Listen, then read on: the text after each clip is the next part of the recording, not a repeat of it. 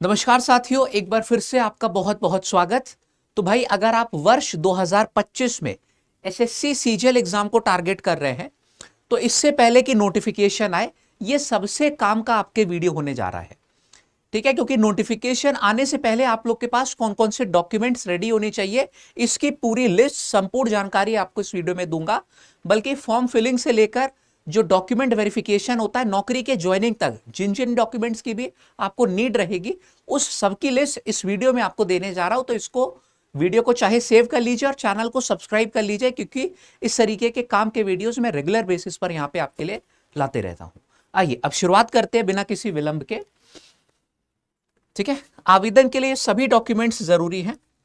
ठीक है, कुछ स्पेशल पॉइंट्स भी यहां पर आपको मैं बता दूंगा, क्योंकि हम खुद 2 बार एसएससी सीजीएल में नौकरी ले चुके हैं। तो जो हमारा एक्सपीरियंस रहा है सीजीएल से, वो भी आपके संग हम यहां पर शेयर करेंगे। ठीक है, चलो लेट्स बिगिन।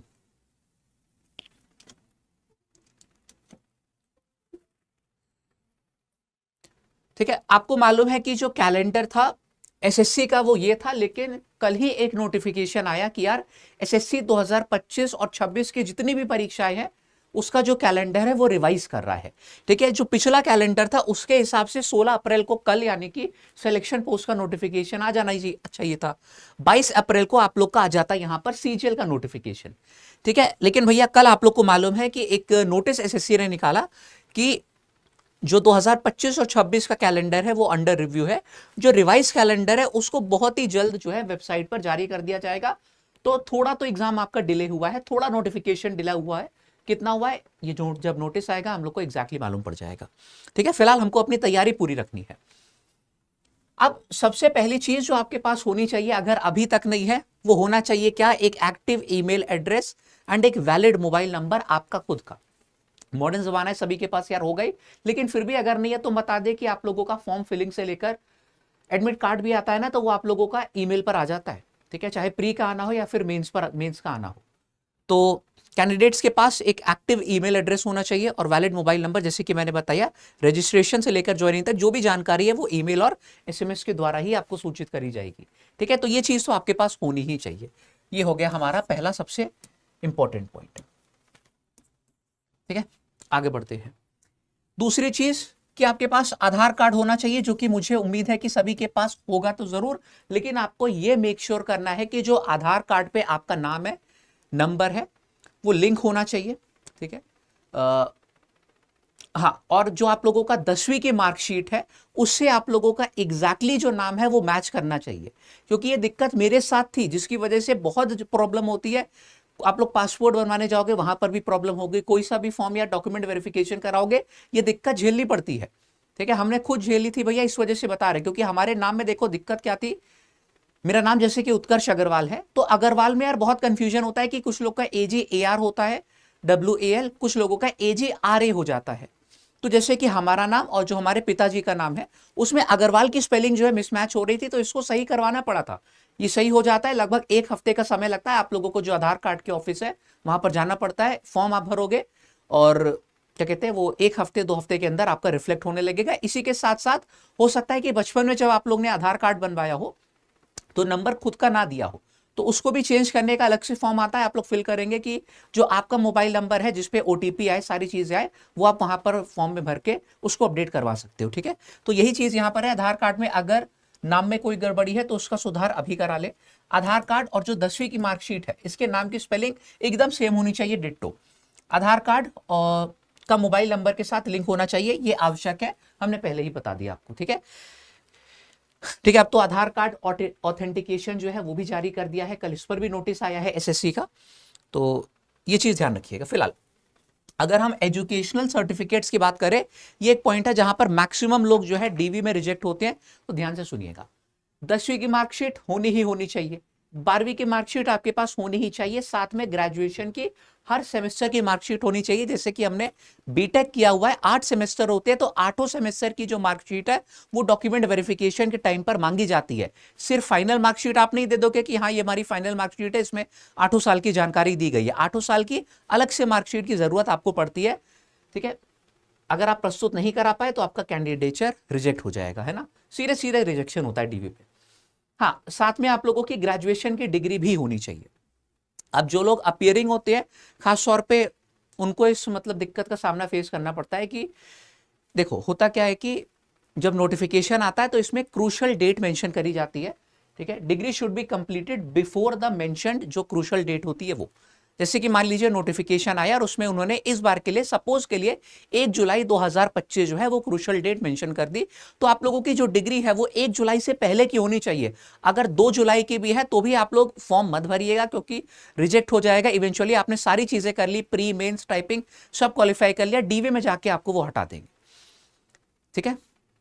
तो एक प्रोविजनल जो है डिग्री वो भी नाम की चीज होती है, आप अपने कॉलेज से जाके प्रोविजनल डिग्री बनवा सकते हैं, लेकिन जो क्रूशल डेट है उससे पहले की होनी चाहिए। ये बात क्लियर है, इसको लेके कोई कंफ्यूजन नहीं होना चाहिए, ठीक है।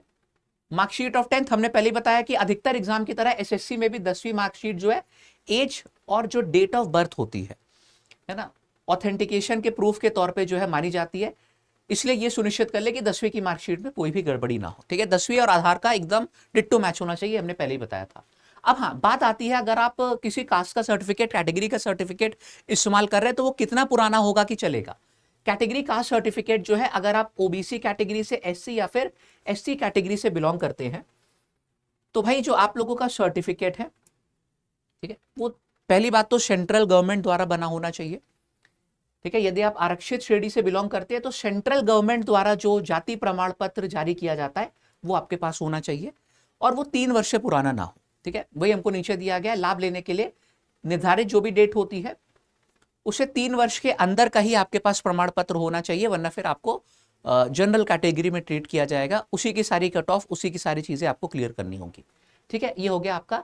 इसके साथ साथ एक और बहुत इंपॉर्टेंट पॉइंट अब आती है जहां पर मैक्सिमम लोग का जो है जिसके कारण नहीं लग पाता ये वाला सर्टिफिकेट, हम ईडब्ल्यूएस सर्टिफिकेट की बात कर रहे हैं। अगर आप आर्थिक रूप से कमजोर वर्ग जो है उससे बिलोंग करते हैं, इकोनॉमिकली वीकर सेक्शन से, तो वापस से जो ईडब्ल्यूएस सर्टिफिकेट है वो सेंट्रल गवर्नमेंट का होना चाहिए, क्योंकि सेंट्रल की नौकरी है, सीजीएल आप देने जा रहे हो, है ना।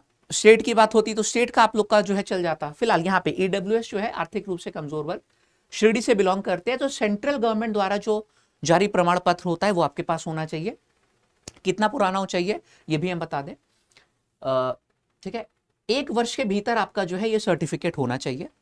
अब ये समझिए, ठीक है, पहले एक बार देख लीजिए कि जो फाइनेंशियल ईयर होता है इसी के हिसाब से आप लोगों का क्या बनता है, ईडब्ल्यू सर्टिफिकेट बनता है। फाइनेंशियल ईयर जैसे कि 1 अप्रैल से 31 मार्च तक चलता है, तो सपोज एग्जांपल के लिए 1 अप्रैल 2023 से लेके 31 मार्च 2024 तक जो पूरे वर्ष में आपकी इनकम रहती है उसी के हिसाब से आप लोग का सर्टिफिकेट बनता है अगले वर्ष, यानी कि 31 मार्च के बाद, ठीक है। क्योंकि ये फाइनेंशियल ईयर में ही देखा जाता है ना कि आपकी कुल फैमिली इनकम कितनी हुई है, क्या क्या आप लोगों के पास जो है प्रॉपर्टी, वो सारी चीजें उसी के हिसाब से आपका ईडब्ल्यू सर्टिफिकेट बनता है, अगर आप उस कैटेगरी में लाई कर रहे हैं तो मेन पॉइंट आप लोग समझ गए होंगे कि अगर जैसे मान लीजिए नोटिफिकेशन में क्रूशल डेट इस बार मेंशन करी गई है 1 जुलाई 2025, तो जो आप लोग का ईडब्ल्यूएस सर्टिफिकेट है वो 1 जुलाई 2024 के बाद बना होना चाहिए, यानी कि 1 वर्ष के भीतर का जो है वो बना होना चाहिए। अब लास्ट पॉइंट पे आते हैं, जो लास्ट चीज आप लोग को ध्यान रखनी है फॉर्म भरते भी समय, वो है फोटो एंड सिग्नेचर अपलोड, ठीक है। जो वहां पर क्राइटेरिया मांगा गया है, अगर बोला गया है कि यार व्हाइट बैकग्राउंड होना चाहिए, पूरा व्हाइट बैकग्राउंड, ठीक है, हम सबसे पहले बात कर लेते हैं सिग्नेचर अपलोड की। व्हाइट बैकग्राउंड होना चाहिए, उसमें ब्लैक कलर से आप लोग का साइन हो, वही जो आप लोगों को डॉक्यूमेंट अपलोड करना है फॉर्म भरते समय, तो एग्जैक्टली वैसा ही होना चाहिए। अब फोटो में देखो बहुत सारे जो है फॉर्म्स रिजेक्ट होते हैं, खासतौर पे एसएससी में एक बहुत बड़ा कारण है फॉर्म रिजेक्ट होने का, तो क्योंकि उसमें उन्होंने बहुत बारीक पॉइंट्स रखे हुए हैं, ठीक है। आपको ध्यान देना है कि अगर व्हाइट बैकग्राउंड पूरा बोला है तो प्लेन व्हाइट होना चाहिए, वो क्रीमिश भी नहीं चलेगा। अगर उन्होंने बोला है कि चश्मा आप लोगों को नहीं लगाना है फॉर्म मतलब फोटो क्लिक करते समय, तो चश्मा आप लोग का नहीं होना चाहिए। इनफैक्ट मैं बता रहा हूं कि अगर बाल में बोला गया कि ऑयल नहीं लगा है तो बाल में ऑयल भी नहीं लगा होना चाहिए। इतनी बारीक बारीक चीजें जो है आप लोगों को ध्यान देनी है, तो वो सारे इंस्ट्रक्शन पढ़ लीजिएगा जब आप लोग अपना फोटो और सिग्नेचर अपलोड करो तो, ठीक है। क्योंकि अब तो लाइव वाला कैप्चर का ऑप्शन आ गया फॉर्म भरते समय, जो है आप लोग की फोटो अपलोड, फोटो मतलब क्या कहते हैं, क्लिक होती है, तो वो सारे पॉइंट्स ध्यान से पढ़ लेने। और हाँ, इसके लिए हम बोलेंगे कि अगर आपको इतना एक्सपीरियंस नहीं है, कोई दिक्कत आपको महसूस होती है, तो आप साइबर कैफे जो एक्सपर्ट होते हैं उनका सहारा ले सकते हैं, क्योंकि उनका भाई यही काम होता है, दिन में 100 वो फॉर्म भर देते हैं, ठीक है। तो ये सारे पॉइंट्स है, आप लोगों के पास ये डॉक्यूमेंट्स होने चाहिए, ठीक है, रेडी होनी चाहिए, किसी में कोई मिस्टेक नहीं होनी चाहिए इससे पहले कि आप लोगों का फॉर्म फिलिंग जो है शुरू हो। ठीक है, तो बस आज इतना ही रखते हैं यहाँ पर। अगर आप चैनल पर पहली बार आए थे तो इसको सब्सक्राइब किए बिना मत जाइएगा, ठीक है, क्योंकि इसी तरीके के वीडियोस हम आगे भी लाते रहेंगे। और हाँ, एक और चीज हम बता दें कि अगर किसी को हमारे प्लेटफॉर्म के संग जुड़ के तैयारी करनी है तो 20 अप्रैल से हमारा अर्जुन कंप्लीट फाउंडेशन बैच शुरू हो रहा है हमारे एप्लीकेशन के ऊपर। एसएससी के सभी एग्जाम्स को ये टारगेट करते हुए बैच है, तो आप इस कोड का इस्तेमाल कर लीजिएगा ज्वाइन करते समय, और 20 अप्रैल से पहले ही करिएगा, ठीक है। You will get the maximum discount, ठीक है। लैब 248 ये मेरा कोड है। बाकी see you guys in the next video. तब तक के लिए सभी को नमस्कार, जय हिंद।